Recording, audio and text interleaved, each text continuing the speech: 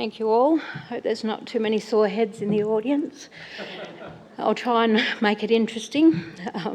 So I represent the Department of Planning in WA.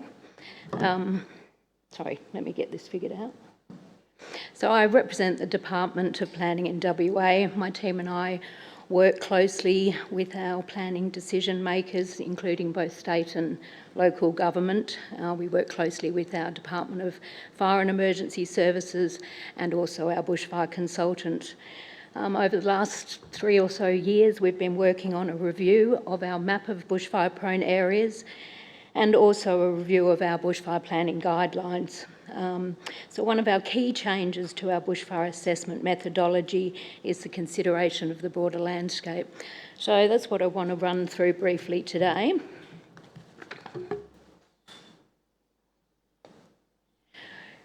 And I apologise for the diagrams because when I did them, that was on a small scale, and now when you blow them up, they really look pretty average. So is there anything wrong with this structure plan design? So, all lots achieve about 29 or below. There is good vehicular access leading to the site from 2 different directions. You have perimeter roads on all of the boundaries, and there is sufficient water. So under our current WA guidelines, an argument could be made that this complies with the guidelines. But what happens when you drop it into different types of landscapes? In WA, there is currently very little guidance to enable consideration of the broader landscape. We can zoom out, and very quick visual assessment would tell us that the location on the left is maybe okay, but the location on the right is a definite no-go. So what actually goes through your head when you're making that visual assessment? So that's the sort of stuff that we've tried to capture in this methodology.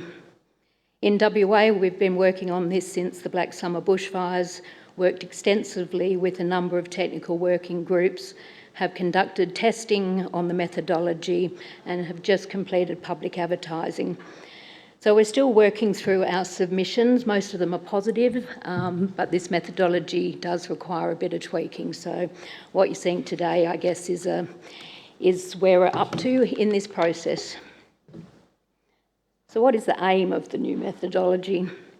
So key aim of assessing the broader landscape is to ensure that our future land use and development is located in areas where the risk of a landscape scale bushfire that results in loss of life or significant damage to property and infrastructure is low, or that the bushfire risk can be mitigated or managed. So secondly, we aimed for a methodology that was both simple enough for decision makers to understand and then to be able to determine a level of risk assessment a risk that's associated with the broader landscape. Thirdly, as you know, WA is very large and 97 or 98% of it is bushfire prone. So it was important that the methodology captured those locations with a more complex broader landscape and which potentially present a high risk of loss of life or damage to property. It's these locations in which the bushfire consultant will then need to provide more detailed assessment to demonstrate that the risk can be mitigated to an acceptable level. It's the lower scale ones that we're not interested, and we wanted a methodology that could rule them out pretty simply. Also, the methodology targets strategic planning, and we heard yesterday a similar presentation or similar line of thought from our New South Wales counterparts. So we are targeting strategic planning, but in saying that, we're also targeting legacy development. So sites that have been zoned prior to our 2015 when our legislation came into effect. So we have these parcels of land that are zoned for development but are yet to be developed. So when they come in for a structure plan or a subdivision assessment, we will put them through this methodology, and if we determine the broader landscape is not suitable, we will then look to downzone, which could be controversial, but that is our direction. So what are we actually talking about when we talk about the broader landscape? So in WA, we've defined it as the area of up to 2 kilometres beyond your subject site. The broader landscape includes anything that's going to influence the level of risk, such as vegetation, slope, roads, and proximity to other urban areas. So in absence of a bushfire-prone map that identifies these high-risk areas, we needed a process and a methodology that could do that for us. So the assessment of the broader landscape, particularly at this strategic planning stage, is an important step for us to understand the level of risk of a landscape-scale bushfire impacting the site.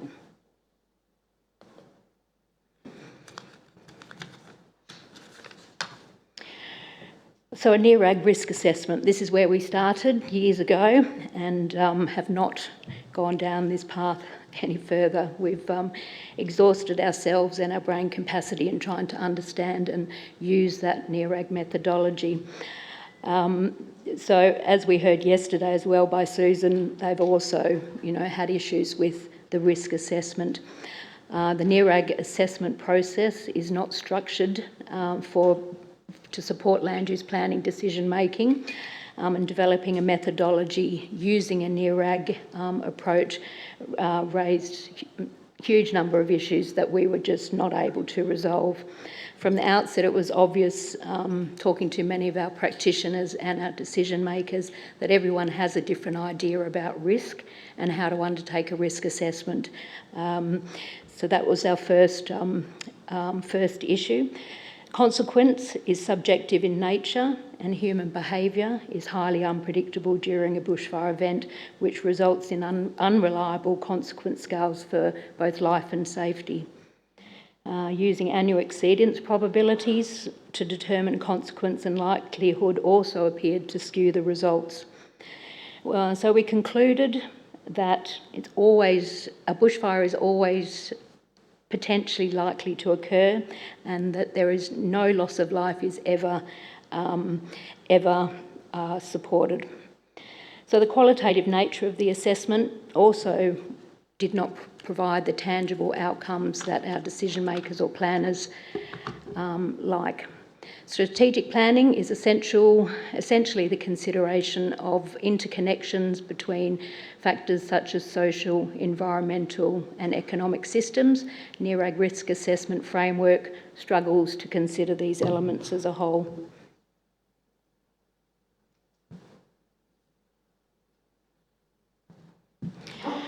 So, strategic planning assessment. Strategic planning, like I said, is the consideration of factors such as social, economic, environmental, which include consideration of natural hazards and the impact of climate change on these natural hazards.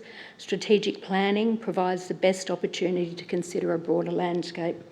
Strategic planning assessment will also consider existing and future settlement patterns and, importantly, the demand for more housing and land supply. These factors all play an important role in determining whether opening up more land within heavily vegetated areas is really necessary, both from a land clearing perspective but also from a bushfire risk perspective. Consolidation of existing settlements creates more sustainable towns and cities and often improve the resilience to bushfires. Existing settlements provide access to services including water, electricity, telecommunications, emergency services, medical services, an existing road network, which can provide options for evacuation. Also, with your larger settlements, these may also provide the shelter on site or within the town site, both during and after the bushfire.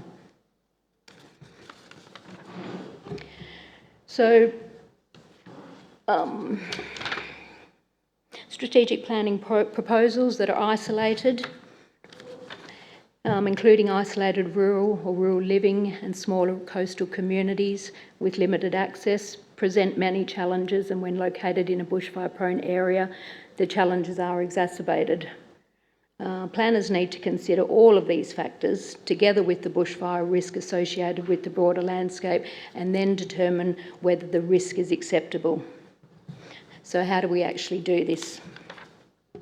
Like I said, decision makers, planners do like a tick box quantitative assessment. So we've tried to, yes, dumb down a very complicated process. So this I call, though, a quasi-quantitative, and is obviously hugely subjective still. We have developed it to be read from the left to the right, so it's really essentially the questions down the left of the page, and then you're assigned points for answering the question. And this, believe it or not, does determine whether you fit in an A, B or C. So this assessment is designed to be a desktop assessment, so it's really, as a planner, when we get the Bushfire Consultant's application, we look at it and the first thing we do, like I said, is to zoom out. And so that's essentially what we're doing, or asking the Bushfire Consultant to do, through the use of this points-based system. So there are 4 main criteria that we've narrowed it down to, or 4 questions. So we're talking about the proximity of the development site or the subject site to a town or an urban area. So whether you're remote or isolated, whether you're adjoining a town, or whether you're somewhere in between. Your vehicular access to this town site, whether it's complex, whether it's direct, or somewhere in between. Retention of vegetation within the subject site. We've just added this now, but we think it plays an important role to understand the risk presented by the broader landscape. If you've got a residential subdivision where their intention is to remove all the vegetation, there is no, or the risk of the bushfire entering the site is somewhat diminished. However, if you've got a rural living type of proposal where the vegetation is retained on site, there's obviously much more option for the bushfire to run and enter the site. So that's a new one that we've added, but we are testing that one. And obviously the hazards that are within the broader landscape. So we're looking at this initial assessment, distinguishing between low threat areas, urban areas, low threat vegetation, then unmanaged grasslands, and then all other vegetation types, whether it's fragmented or contiguous, and the distance, proximity from the actual subject site. Obviously, as well, we are looking at how many aspects the hazards are on, adjoining the subject site, so whether it's on one side, 2 sides, or fully surrounding. So the table does classify then your broader landscapes into an A, B or C based on the number of points.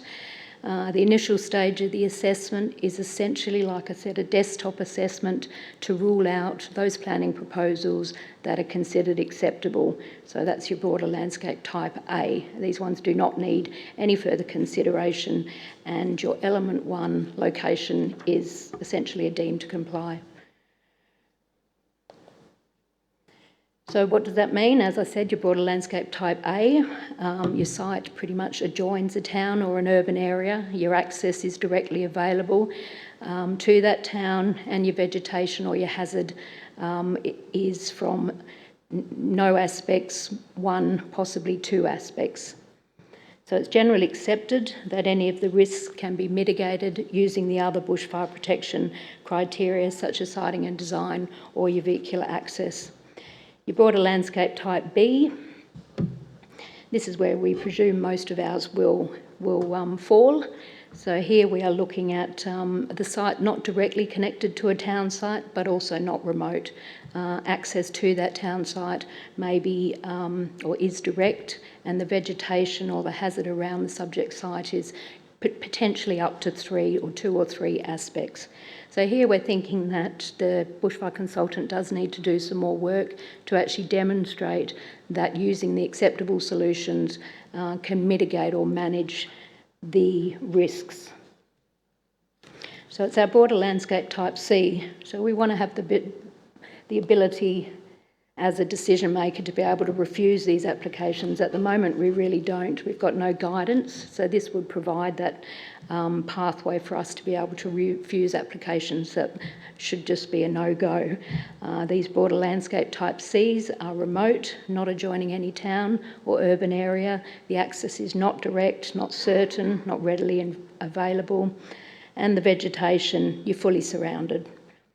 So here we're saying that you do not comply or do not satisfy your element 1 location, and if you wish to proceed, you need to develop or go down a performance pathway. So once you've done that, what happens next? So, like I said, you brought a landscape type A, no further assessment necessary, comply with your elements 2 to 4 as necessary.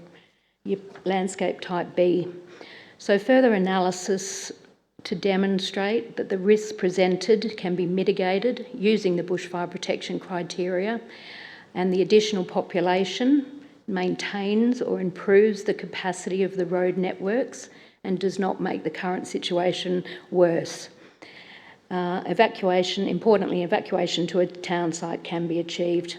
If your bushfire consultant can demonstrate this, then that's essentially compliance with your element 1 location. A bit more detail on your type B, the road analysis. So this is subject to lots of discussion, and we heard yesterday or the day before that what are some of the criteria that bushfire consultants don't get taught in their degree. Well, I think traffic analysis is probably one of them. So this area is still being worked at. When you lodge a subdivision or a structure plan with our department, there is a traffic impact assessment that is essentially done outside of the bushfire assessment process. So it's about linking in those two assessments. We're looking at the capability of the existing roads, so whether they're local, primary, secondary roads, and what, under the road standards, what capacity of or number of people those roads can accommodate. So if we're putting another town site in there of 10,000 people, can those existing roads provide emergency or access in the event of a bushfire? We're also looking at and as I said, we're asking the consultant to link the bushfire protection criteria to address the hazards that are identified or the risks that are identified. So if you have a hazard on one side, we're asking for perimeter road. If there's no hazard on the other side, there may not be a need for the perimeter road.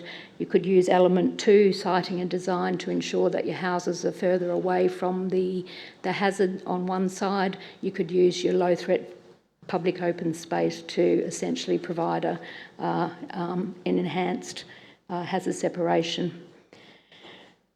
When we come to the broader landscape type C, this is a performance pathway. We're suggesting that the bushfire risk is unacceptable. There is potential for significant loss of property and potential loss of life, does not satisfy the acceptable solutions for element 1 location, and intensification of land use and development should be avoided. It is up to the bushfire consultant whether they think that a performance pathway is appropriate and that they can demonstrate whether the risk can be mitigated or managed.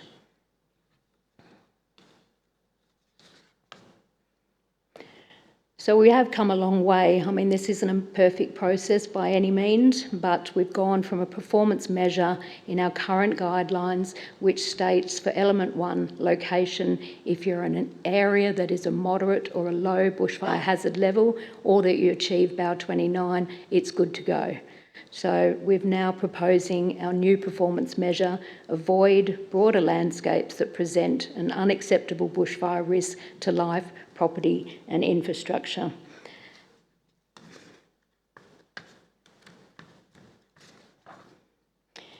We have suggested additional analysis to support a performance approach. We're looking at further detailed assessment of obviously the vegetation types, resultant rates of spread and potential for ember attack.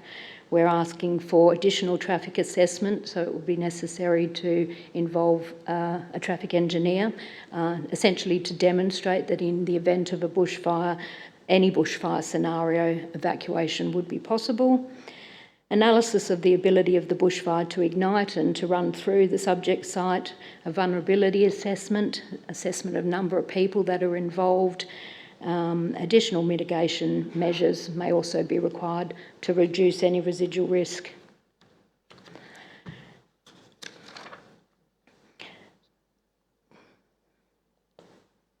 So where to next? I've given you a very brief overview, and some of you are thinking of really dumbed down a very complex methodology, but I guess that is the point of it. It's something to provide that bridge between science and into a process that a decision maker can understand, so we can assess and understand what we're looking for in the broader landscape and a risk perspective. So we have, like I said, we've advertised our document, and you can find it on our website, the advertised document. The map of bushfire prone areas is currently being advertised for public comment by our Department of Fire and Emergency Services, and we are hoping for gazettal of map and policy in the first half of next year. So like I said, the methodology that will be released will be slightly improved, we hope, to what is in our current document that's on our website. So thank you very much. And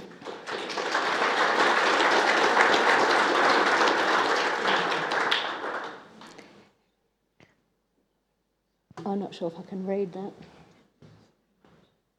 What is the definition of town site risk? To evacuation destination standards outside of bushfire prone area. So yes, there's all definitions. So we have acceptable, unacceptable risk. We have town site. There's obviously these are all of the things that we have tried to qualify or define. A town site, where we're suggesting that a town site is large enough to accommodate an area that can provide shelter during a bushfire. So in WA, you may all know that, say down south, for example, we have lots of different, essentially nodes. So you might have a post office, or you might have nothing and half a dozen houses. That to us is not a town site. We're looking for something that's large enough to provide those facilities and services and option to provide shelter in the event of a bushfire. So, over here, did you consider using the size of the fire catchment or the direction of hazard? What do you mean by the fire catchment? So if there's forest for 10 kilometres, there's a different risk than one that's 1 kilometre wide. So we've suggested that. So initially, it's a desktop assessment. We just want to understand. We're looking at extensive vegetation, runs essentially up to 1 kilometre into the site. And then as we ask for further information, it becomes more complex. So when you're getting to demonstrate whether a landscape type C is appropriate, we're then asking for the bushfire consultant to, provide that detail and that rigour. So we're looking at, okay, what is the vegetation classification? If it's a forest, what sort of bark hazard does it have? And then looking at your rates of spread and your potential for ember. So that's a more detailed assessment. We have sort of shied away from providing too much detail in there, hoping that it will be a level 3 consultant that undertakes the more complex ones, and it'll be up to them essentially to demonstrate the risks, the associated risks.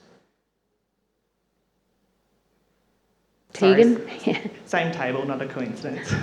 I just want to say thank you. I think that was a really good presentation, really shows good direction in terms of consideration of the broader landscape and progression to strategic planning, which I know in New South Wales we're working towards a lot as well. I'm really keen to understand from your experience, a lot of the work seems to have focused on the urban sprawl element of new development located outside existing townships, where we've got such pressure on housing development, including infill. So we're hearing a lot around increased density, potentially in areas that have a higher bushfire risk. Keen to understand whether there's any consideration about the application of this type of policy to these infill scenarios to achieve density done well, in the words of our Minister.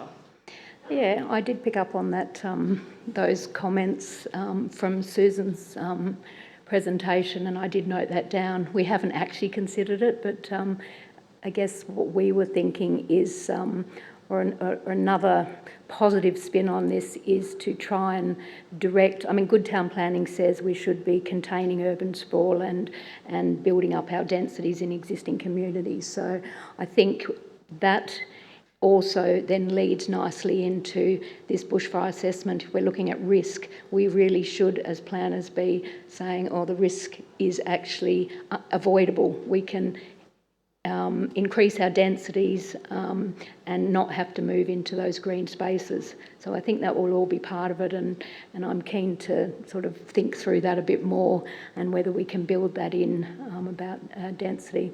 I'm also interested to hear that your minister, as with our minister, is now looking at affordable development. You know, that's on the lips of everyone's, and so then if we're, which in WA and Perth means rolling out suburb after suburb after suburb into all of these green spaces. So how we balance and recognise that is now going to be another challenge, I feel. Is there a size threshold for what triggers that kind of town planning exercise versus a large subdivision? You know, when does it tip over to going into your classification system there? We haven't landed on that yet. So we have, I mean, the argument's been made that we should be looking at, you know, even 2-lot subdivisions. We see them in the middle of nowhere and you just don't want to approve it. But whether you can put a 2-lot subdivision through this type of assessment, we're not convinced. So we want to read through the submissions and see what our stakeholders are suggesting. I mean, we are targeting our strategic planning proposals, which are, you know, your larger communities, but equally, you know, you see a 20-lot subdivision in rural residential area that's isolated, and this assessment would make sense to put that process through.